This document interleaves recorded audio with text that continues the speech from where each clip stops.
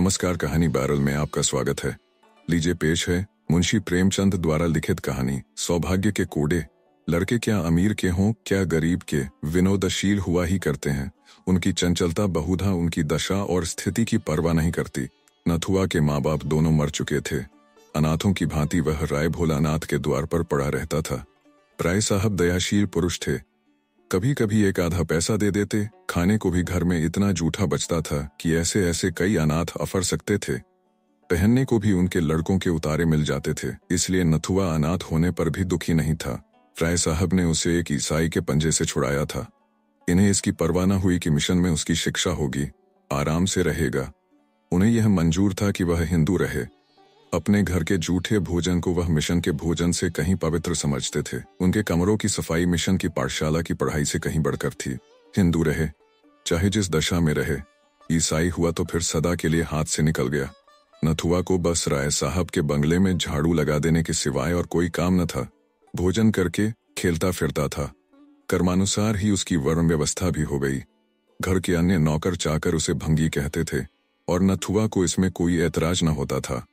नाम की स्थिति पर क्या असर पड़ सकता है, इसकी उस गरीब को कुछ खबर न थी। भंगी बनने में कुछ हानि भी न थी।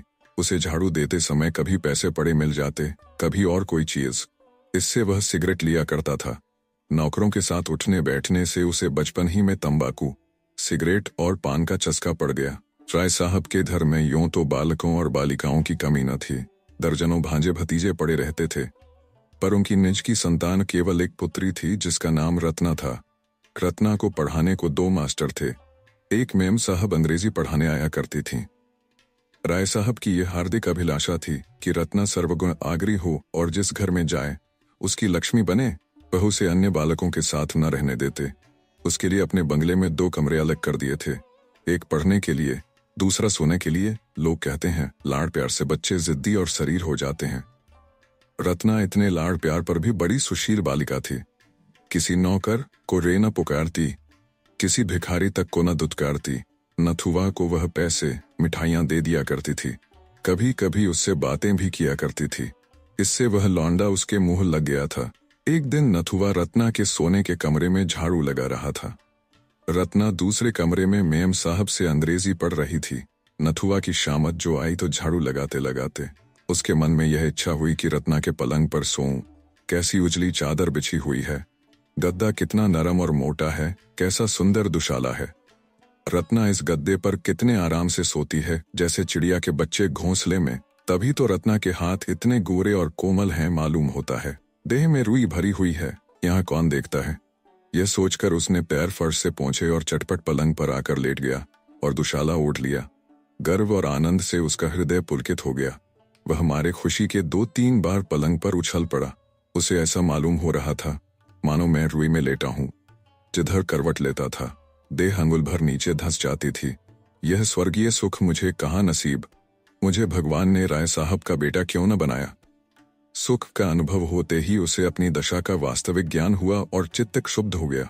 एकाएक राय साहब किसी जरूरत से कमरे में आए तो नथुआ को रत्ना के पलंग पर लेटे देखा। मारे क्रोध के जल उठे।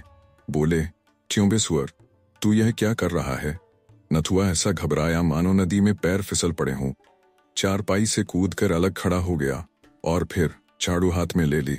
राय साहब ने फिर पूछा, यह क्या कर रहा था बे। नथुआ, कुछ तो नहीं सरकार।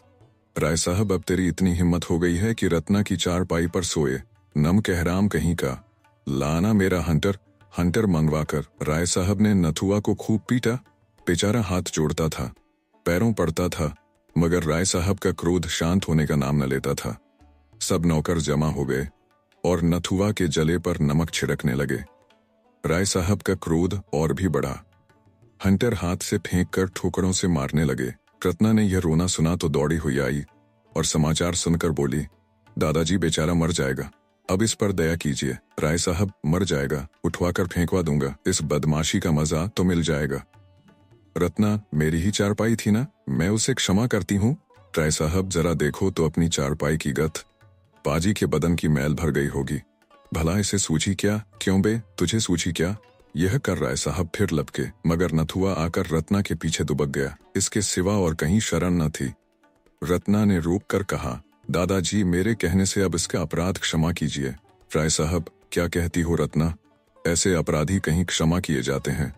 खैर, तुम्हारे कहने पर छोड़ देता हूँ, नहीं तो आज जान लेकर छोड़ता। सुन बे नथुआ, अपना भला चाहता है तो फिर यहाँ ना आना, इसी दम निकल जा। सुअर नालायक! नथुआ प्राण छोड़कर भागा, पीछे फिरकर न देखा।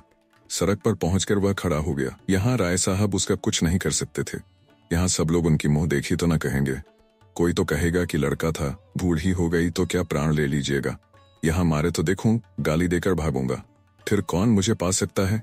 इस विचार से उसकी हिम्मत बंधी। बंगले की तरफ मुंह करके जोर से बोला, यहाँ आओ तो देखें, और फिर भागा कि कहीं राय साहब ने सुन न लिया हो। नथुआ थोड़ी ही दूर गया था कि रत्ना की मेम साहिबा अपने टमटम पर सवार आती हुई दिखाई दी। उसने समझा शायद मुझे पकड़ने आ रही हैं, फिर भागा, किंतु जब पैरों में दौड़ने की शक्ति ना रही तो खड़ा हो गया। उसके मन ने कहा, वह मेरा क्या कर लेंगी, मैंने उनका कुछ बिगाड़ा है। एक क्षण में मेम साहिबा आ पहुंची और टमटम रोक कर बोली, नाथू कहाँ जा रहे हो? नथुआ, कहीं नहीं। मेम, राय साहब के यहाँ फिर जाएगा तो वह मारेंगे। क्यों नहीं मेरे साथ चलता, मिशन में आराम से रह, आदमी हो जाएगा। नथुआ, किरस्तान तो न बनाओगी? मेम, किरस्तान क्या भंगी से भी बुरा है पागल। नथुआ, न भैया, किरस्तान न बनूंगा। मेम, तेरा जी चाहे न बनना, कोई जबरदस्ती थोड़े ही बना देगा। नथुआ थोड़ी देर तक टमटम के साथ चला, पर उसके मन में संशय बना हुआ था। सहसा वह रुक गया। मेम साहिबा ने पूछा, क्यों चलता क्यों नहीं? नथुआ, मैंने सुना है मिशन में जो कोई जाता है किरस्तान हो जाता है, मैं न जाऊंगा। आप झांसा देती हैं? मेम, अरे पागल, वहां तुझे पढ़ाया जाएगा, किसी की चाकरी न करनी पड़ेगी, शाम को खेलने को छुट्टी मिलेगी, कोट पतलून पहनने को मिलेगी, चल के 2-4 दिन देख तो ले। नथुआ ने इस प्रलोभन का उत्तर ना दिया, एक गली से होकर भागा। जब टमटम दूर निकल गया तो वह निश्चिंत होकर सोचने लगा, जाऊं, कहीं कोई सिपाही पकड़कर थाने न ले जाए। मेरी बिरादरी के लोग तो वहां रहते हैं, क्या वह मुझे अपने घर रखेंगे? कौन बैठकर खाऊंगा, काम तो करूंगा, बस किसी को पीठ पर रहना चाहिए। आज कोई मेरी पीठ पर होता तो मजाल थी कि राय साहब मुझे यूं मारते। सारी बिरादरी जमा हो जाती, घेर लेती, घर की सफाई बंद हो जाती, कोई द्वार पर झाड़ू तक न लगाता, सारी राय साहबी निकल जाती। यह निश्चय करके वह घूमता फिरता भंगियों के मोहल्ले में पहुंचा। शाम हो गई थी। कई भंगी एक पेड़ के नीचे चटाइयों पर बैठे शहनाई और तबल बजा रहे थे। वह नित्य इसका अभ्यास करते थे, यह उनकी जीविका थी। गान विद्या की यहाँ जितनी छिछालेदर हुई है उतनी और कहीं न हुई होगी। नथुआ जाकर वहां खड़ा हो गया। उसे बहुत ध्यान से सुनते देखकर एक भंगी ने पूछा, कुछ गाता है? नथुआ, अभी तो नहीं गाता, पर सिखा दोगे तो गाने लगूंगा। भंगी, बहाना मत कर, बैठ, कुछ गाकर सुना। मालूम तो हो कि तेरे गला भी है या नहीं, गला ही न होगा तो क्या कोई सिखाएगा। नथुआ मामूली बाजार के लड़कों की तरह कुछ न कुछ गाना जानता ही था। रास्ता चलता तो कुछ न कुछ गाने लगता था। तुरंत गाने लगा। उस्ताद ने सुना, जौहरी था, समझ गया यह कांच का टुकड़ा नहीं। बोला, कहाँ रहता है? नथुआ ने अपनी राम कहानी सुनाई। परिचय हो गया, उसे आश्रय मिल गया और विकास का वह अवसर मिल गया जिसने उसे भूमि से आकाश पर पहुंचा दिया। 3 साल उड़ गए।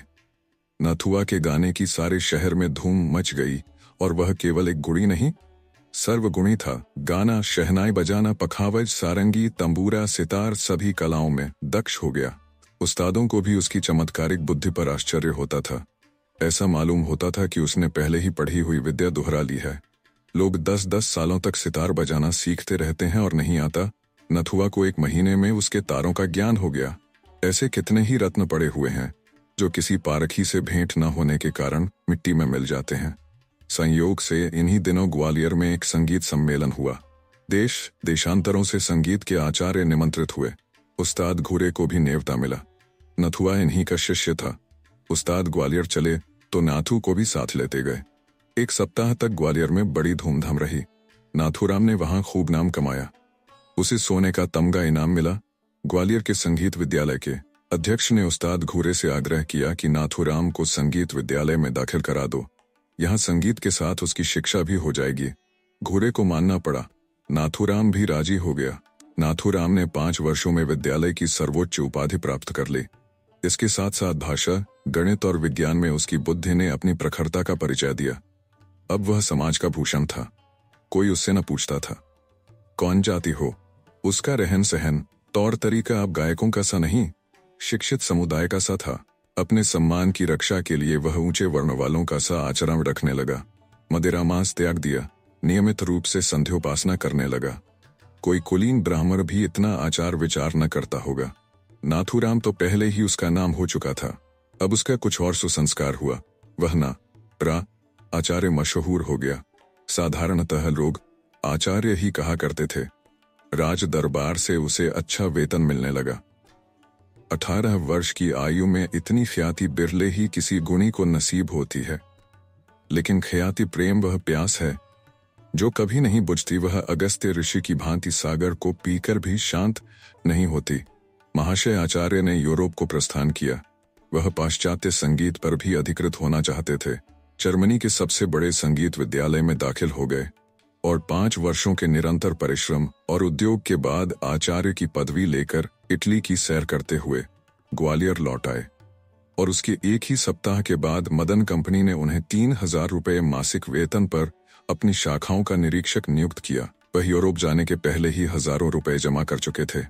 यूरोप में भी ओपराओं और नाट्यशालाओं में उनकी खूब आवभगत हुई थी। कभी कभी एक दिन में इतनी आमदनी हो जाती थी जितनी यहाँ के बड़े से बड़े गवैयों को बरसों में भी नहीं होती। लखनऊ से विशेष प्रेम होने के कारण उन्होंने वहीं निवास करने का निश्चय किया। आचार्य महाशय लखनऊ पहुंचे तो उनका चित्त गदगद हो गया। यहीं उनका बचपन बीता था। यहीं एक दिन वह अनाथ थे। यहीं गलियों में कनकोए लूटते फिरते थे। यहीं बाजारों में पैसे मांगते फिरते थे। यहीं उन पर हंटरों की मार पड़ी थी, जिसके निशान अब तक बने थे। अब वह दाग उन्हें सौभाग्य की रेखाओं से भी प्रिय लगते। यथार्थ में यह कोड़े की मार उनके लिए शिव का वरदान थी। राय साहब के प्रति अब उनके दिल में क्रोध या प्रतिकार का लेश मात्र भी न था।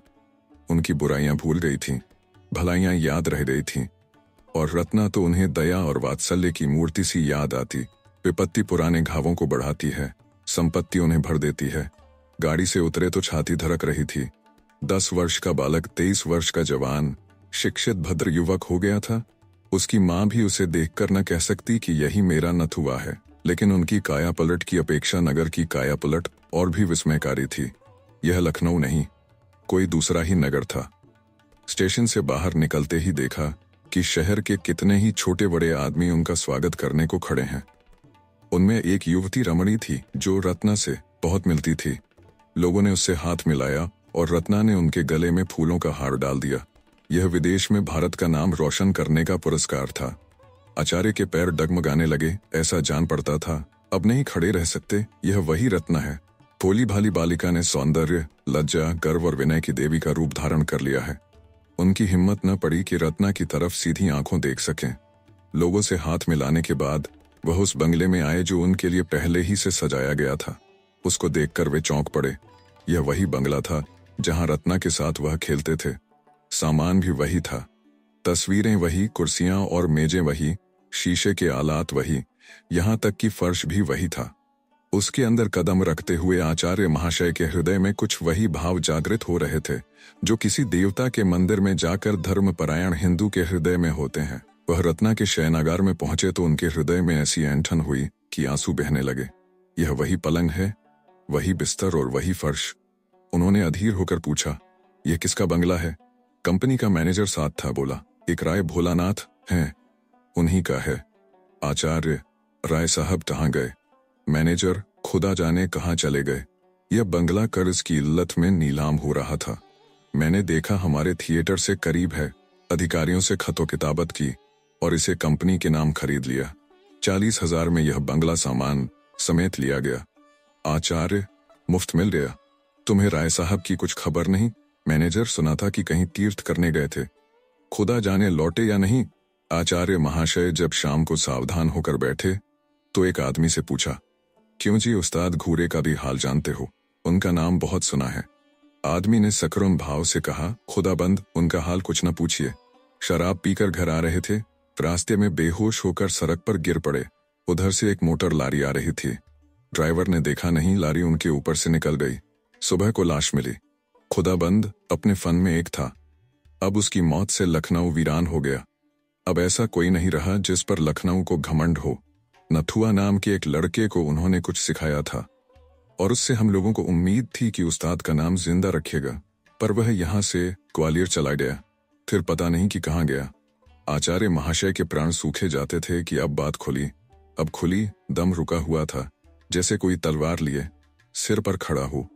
बारे कुशल हुई, घड़ा चोट खाकर भी बच गया। आचार्य महाशय उस घर में रहते थे, किंतु उसी तरह जैसे कोई नई बहू अपने ससुराल में रहे। उनके हृदय से पुराने संस्कार न मिटते थे। उनकी आत्मा इस यथार्थ को स्वीकार न करती कि अब यह मेरा घर है। वह जोर से हंसते तो सहसा चौंक पड़ते।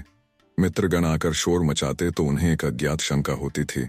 लिखने पढ़ने के कमरे में शायद वह सोते तो उन्हें रात भर नींद न आती। यह ख्याल दिल में जमा हुआ था कि यह पढ़ने लिखने का कमरा है। बहुत अच्छा होने पर भी वह पुराने सामान को बदल न सकते थे, और रत्ना के शयनागार को तो उन्होंने फिर कभी नहीं खोला। वह ज्यों का त्यों बंद पड़ा रहता था। उसके अंदर जाते हुए उनके पैर थरथराने लगते थे। उस पलंग पर सोने का ध्यान ही उन्हें नहीं आया। लखनऊ में कई बार उन्होंने विश्वविद्यालय में अपने संगीत नैपुण्य का चमत्कार दिखाया। किसी राजा रईस के घर अब वह गाने न जाते थे, चाहे कोई उन्हें लाखों रुपए ही क्यों न दे। यह उनका प्रण था। लोग उनका अलौकिक गान सुनकर अलौकिक आनंद उठाते थे। एक दिन प्रातःकाल आचार्य महाशय संध्या से उठे थे कि राय भोलानाथ उनसे मिलने आए। रत्ना भी उनके साथ थी। आचार्य महाशय पर रोब छा गया। बड़े बड़े यूरोपीय थिएटरों में भी उनका हृदय इतना भयभीत न हुआ था। उन्होंने जमीन तक झुककर राय साहब को सलाम किया। भोलानाथ उनकी नम्रता से कुछ विस्मति से हो गए। बहुत दिन हुए जब लोग उन्हें सलाम किया करते थे। अब तो जहां जाते थे हंसी उड़ाई जाती थी। रत्ना भी लज्जित हो गई। राय साहब ने कातर नेत्रों से इधर उधर देखकर कहा, आपको यह जगह तो पसंद आई होगी। आचार्य जी हाँ, इससे उत्तम स्थान की तो मैं कल्पना ही नहीं कर सकता। भोलानाथ, यह मेरा ही बंगला है। मैंने ही इसे बनवाया और मैंने ही इसे बिगाड़ भी दिया। रत्ना ने झेंपते हुए कहा, दादाजी इन बातों से क्या फायदा? बोला, फायदा नहीं है बेटी, नुकसान भी नहीं। सज्जनों से अपनी विपत्ति कहकर चित्त शांत होता है। महाशय, यह मेरा ही बंगला है, या यूं कहिए कि था। 50,000 सालाना इलाके से मिलते थे। कुछ आदमियों की संगत में मुझे सट्टे का चस्का पड़ गया। 2-3 बार ताबड़तोड़ बाजी हाथ आई, हिम्मत खुल गई। लाखों के वारे न्यारे होने लगे, किंतु एक ही घाटे में सारी कसर निकल गई। बधिया बैठ गई, सारी जायदाद खो बैठा। सोचिए, 25 लाख का सौदा था। कौड़ी चित्त पड़ती तो आज इस बंगले का कुछ और ही ठाट होता। नहीं तो अब पिछले दिनों को याद कर करके हाथ मलता हूँ। मेरी रत्ना को आपके गाने से बड़ा प्रेम है। जब देखो आप ही की चर्चा किया करती है। इसे मैंने BA तक पढ़ाया। रत्ना का चेहरा शर्म से लाल हो गया। बोली, दादाजी, आचार्य महाशय मेरा हाल जानते हैं। उनको मेरे परिचय की जरूरत नहीं। महाशय क्षमा कीजिएगा। पिताजी उस घाटे के कारण कुछ अव्यवस्थित चित्त से हो गए हैं। वह आपसे ये प्रार्थना करने आए हैं कि यदि आपको कोई आपत्ति न हो तो वह कभी कभी इस बंगले को देखने आया करें। इससे उनके आंसू पुछ जाएंगे। उन्हें इस विचार से संतोष होगा कि मेरा कोई मित्र इसका स्वामी है। बस यही कहने के लिए यह आपकी सेवा में आए हैं। आचार्य ने विनयपूर्ण शब्दों में कहा, इसके पूछने की जरूरत नहीं है। खर आप कहे, जिस वक्त जी चाहे शौक से आए, बल्कि आपकी इच्छा हो तो आप इसमें रह सकते हैं। मैं अपने लिए कोई दूसरा स्थान ठीक कर लूंगा। राय साहब ने धन्यवाद दिया और चले गए। वह दूसरे तीसरे यहाँ जरूर आते और घंटों बैठे रहते। रत्ना भी उनके साथ अवश्य आती। फिर कुछ दिन बाद प्रतिदिन आने लगे। एक दिन उन्होंने आचार्य महाशय को एकांत में ले जाकर पूछा, क्षमा कीजिएगा, आप अपने बाल बच्चों को क्यों नहीं बुला लेते?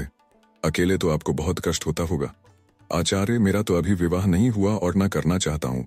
यह कहते ही आचार्य महाशय ने आंखें नीची कर लीं। भोलानाथ, यह क्यों? विवाह से आपको क्यों द्वेष है? आचार्य, कोई विशेष कारण तो नहीं बता सकता, इच्छा ही तो है। भोला, आप ब्राह्मण हैं। आचार्य जी का रंग उड़ गया। सशंक होकर बोले, यूरोप की यात्रा के बाद वर्ण भेद नहीं रहता। जन्म से चाहे जो कुछ हूँ, कर्म से तो शूद्र ही हूँ। भोलानाथ, आपकी नम्रता को धन्य है। संसार में ऐसे सज्जन लोग भी पड़े हुए हैं। मैं भी कर्मों ही से वर्ण मानता हूँ। नम्रता, शील, विनय, आचार, धर्मनिष्ठा, विद्या, प्रेम, यह सब ब्राह्मणों के गुण हैं और मैं आपको ब्राह्मण ही समझता हूँ। जिसमें यह गुण नहीं वह ब्राह्मण नहीं, कदापि नहीं। रत्ना को आपसे बड़ा प्रेम है। आज तक कोई पुरुष उसकी आंखों में नहीं जंचा, किंतु आपने उसे वशीभूत कर लिया। इस धृष्टता को क्षमा कीजिएगा। आपके माता पिता? मेरे माता पिता तो आप ही हैं। जन्म किसने दिया यह मैं स्वयं नहीं जानता। मैं बहुत छोटा था तभी उनका स्वर्गवास हो गया। राय साहब, आह, वह आज जीवित होते तो आपको देखकर उनकी गज भर की छाती होती। ऐसे सपूत बेटे कहाँ होते हैं? इतने में रत्ना एक कागज लिए हुए आई और राय साहब से बोली, दादाजी आचार्य महाशय काव्य रचना भी करते हैं। मैं इनकी मेज पर से यह उठा लाई हूँ। सरोजिनी नायडू के सिवा ऐसी कविता मैंने और कहीं नहीं देखी। आचार्य ने छिपी हुई निगाहों से एक बार रत्ना को देखा और झेंपते हुए बोले, यूं ही कुछ लिख लिया था, मैं काव्य रचना क्या जानूं। प्रेम से दोनों विह्वल हो रहे थे। रत्ना गुणों पर मोहित थी, आचार्य उसके मोह के वशीभूत थे। अगर रत्ना उनके रास्ते में न आती तो कदाचित वह उससे परिचित भी न होते। किंतु प्रेम की फैली हुई बाहों का आकर्षण किस पर न होगा। ऐसा हृदय कहाँ है जिसे प्रेम जीत न सके। आचार्य महाशय बड़ी दुविधा में पड़े हुए थे। उनका दिल कहता था, जिस क्षण रत्ना पर मेरी असलियत खुल जाएगी उसी क्षण वह मुझसे सदैव के लिए मुंह फेर लेगी। वह कितनी ही उदार हो, जाति के बंधन को कितना ही कष्टमय समझती हो, किंतु उस घृणा से मुक्त नहीं हो सकती जो स्वभावतः मेरे प्रति उत्पन्न होगी। मगर इस बात को जानते हुए भी उनकी हिम्मत न पड़ती थी कि अपना वास्तविक स्वरूप खोल कर दिखा दें। आह, यदि घृणा ही तक होती तो कोई बात न थी, मगर उसे दुख होगा, पीड़ा होगी, उसका हृदय विदीर्ण हो जाएगा। उस दशा में न जाने क्या कर बैठे। उसे इस अज्ञात दशा में रखते हुए प्रणय पाश को दृढ़ करना उन्हें परले सिरे की नीचता प्रतीत होती थी। यह कपट है, दगा है, धूर्तता है जो प्रेमाचरण में सर्वथा निषिद्ध है। इस संकट में पड़े हुए वह कुछ निश्चय न कर सकते थे कि क्या करना चाहिए। उधर राय साहब की आमदोरफ्त दिनों दिन बढ़ती जाती थी। उनके मन की बात एक एक शब्द से झलकती थी। रत्ना का आना जाना बंद होता जाता था, जो उनके आशय को और भी प्रकट करता था। इस प्रकार 3-4 महीने व्यतीत हो गए। आचार्य महाशय सोचते, यह वही राय साहब हैं जिन्होंने केवल रत्ना की चारपाई पर जरा देर लेट रहने के लिए मुझे मारकर घर से निकाल दिया था। जब उन्हें मालूम होगा कि मैं वही अनाथ, अछूत, आश्रयहीन बालक हूं तो उन्हें कितनी आत्मवेदना, कितनी अपमान पीड़ा, कितनी लज्जा, कितनी दुराशा, कितना पश्चाताप होगा। एक दिन राय साहब ने कहा, विवाह की तिथि निश्चित कर लेनी चाहिए। इस लग्न में मैं इस ऋण से उऋण हो जाना चाहता हूँ। आचार्य महाशय ने बात का मतलब समझकर भी प्रश्न किया, कैसी तिथि? राय साहब, यही रत्ना के विवाह की। मैं कुंडली का तो कायल नहीं, पर विवाह तो शुभ मुहूर्त में ही होगा। आचार्य भूमि की ओर ताकते रहे, कुछ न बोले। राय साहब, मेरी अवस्था तो आपको मालूम ही है। कुश कन्या के सिवा और किसी योग्य नहीं हूं। रत्ना के सिवा और कौन है जिसके लिए उठा रखता। आचार्य महाशय विचारों में मग्न थे। राय साहब, रत्ना को आप स्वयं जानते हैं, आपसे उसकी प्रशंसा करनी व्यर्थ है। वह अच्छी है या बुरी है, उसे आपको स्वीकार करना पड़ेगा। आचार्य महाशय की आंखों से आंसू बह रहे थे। राय साहब, मुझे पूरा विश्वास है कि आपको ईश्वर ने उसी के लिए यहाँ भेजा है। मेरी ईश्वर से यही याचना है कि तुम दोनों का जीवन सुख से कटे। मेरे लिए इससे ज्यादा खुशी की और कोई बात नहीं हो सकती। इस कर्तव्य से मुक्त होकर इरादा है कुछ दिन भगवत भजन करूं। गौण रूप से आप ही उस फल के भी अधिकारी होंगे। आचार्य ने अवरुद्ध कंठ से कहा, महाशय, आप मेरे पिता तुल्य हैं, पर मैं इस योग्य कदापि नहीं हूं। राय साहब ने उन्हें गले लगाते हुए कहा, बेटा, तुम सर्वगुण संपन्न हो, तुम समाज के भूषण हो। मेरे लिए यह महान गौरव की बात है कि तुम जैसा दामाद पाऊं। मैं आज तिथि आदि ठीक करके कल आपको सूचना दूंगा। यह कहकर राय साहब उठ खड़े हुए। आचार्य कुछ कहना चाहते थे, पर मौका न मिला, या यूं कहो हिम्मत न पड़ी। इतना मनोबल न था, घृणा सहन करने की इतनी शक्ति न थी। विवाह हुए महीना भर हो गया। रत्ना के आने से पतिगृह उजाला हो गया है और पति हृदय पवित्र। सागर में कमल खिल गया। रात का समय था। आचार्य महाशय भोजन करके लेटे हुए थे, उसी पलंग पर जिसने किसी दिन उन्हें घर से निकलवाया था, जिसने उनके भाग्य चक्र को परिवर्तित कर दिया था। महीना भर से वह अवसर ढूंढ रहे हैं कि वह रहस्य रत्ना को बतला दूं। उनका संस्कारों से दबा हुआ हृदय यह नहीं मानता कि मेरा सौभाग्य मेरे गुणों ही का अनुग्रह है। वह अपने रुपये को भट्ठी में पिघलाकर उसका मूल्य जानने की चेष्टा कर रहे हैं, किंतु अवसर नहीं मिलता। रत्ना जो ही सामने आ जाती है, वह मंत्रमुग्ध से हो जाते हैं। बाग में रोने कौन जाता है? रोने के लिए तो अंधेरी कोठरी ही चाहिए। इतने में रत्ना मुस्कुराती हुई कमरे में आई। दीपक की ज्योति मंद पड़ गई। आचार्य ने मुस्कुराकर कहा, अब चिराग गुल कर दूं ना? रत्ना बोली, क्यों, क्या मुझसे शर्म आती है? आचार्य, हाँ, वास्तव में शर्म आती है। रत्ना, इसलिए कि मैंने तुम्हें जीत लिया। आचार्य, नहीं, इसलिए कि मैंने तुम्हें धोखा दिया। रत्ना, तुम्हें धोखा देने की शक्ति नहीं है। आचार्य, तुम नहीं जानती, मैंने तुम्हें बहुत बड़ा धोखा दिया है। रत्ना, सब जानती हूँ आचार्य, जानती हूँ मैं कौन हूँ। रत्ना, खूब जानती हूँ, बहुत दिनों से जानती हूँ।